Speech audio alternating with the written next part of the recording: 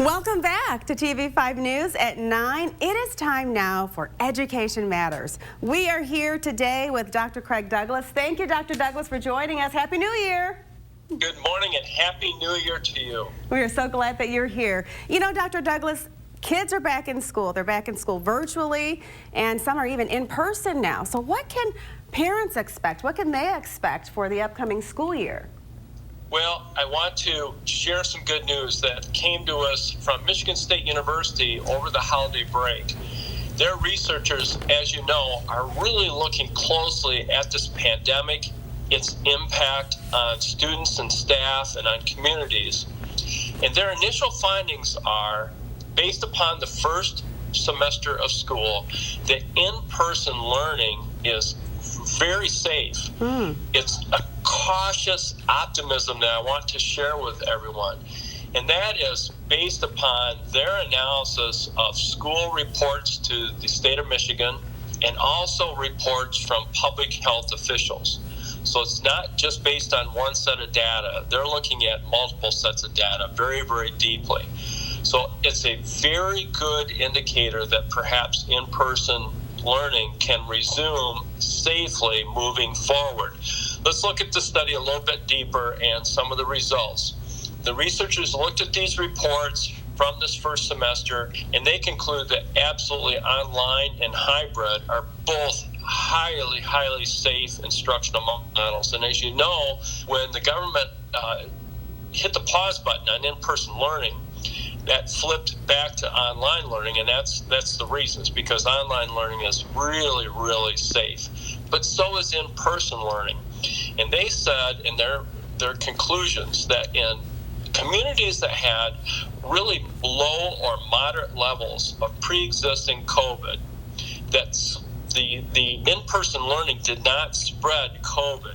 In other words, it was not a spreader event, if you will. And we've all seen examples in the news of gatherings where after the gathering, there are spikes. Yes. This has not happened in schools that have been in-person learning. That's very encouraging, I think, for educators and for parents who are really anxious to get schools back in session.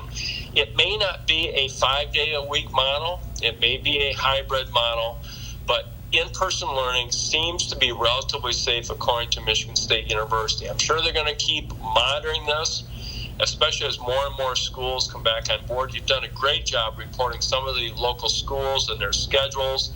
It's a very, very tough challenge for school officials, and I commend school officials in terms of really basing their decisions upon the data and doing what's safest for staff and for students. Dr. Douglas, I have to ask you, my kids now, they're doing virtual learning, and you know, kids are a little apprehensive. Parents, I'm apprehensive as well. What would you say? What advice do you have during this time? Well, as you are, be very supportive of your child and understand that frustrations will occur due to the online transmission of the information and out of frustration sometimes of being isolated. In a classroom setting, these pauses in learning pass quickly by because of group instruction. Example, I remember many times seemingly lost in a math lesson, and maybe a buddy would help me with a story problem or whatever. Right. You lose that when you're online by yourself. So patience and support is number one. Number two, take time out and then come back at it again refreshed with the attitude that we're going to work this through. We'll figure this out together. Yeah. And look at all resources, starting with the school.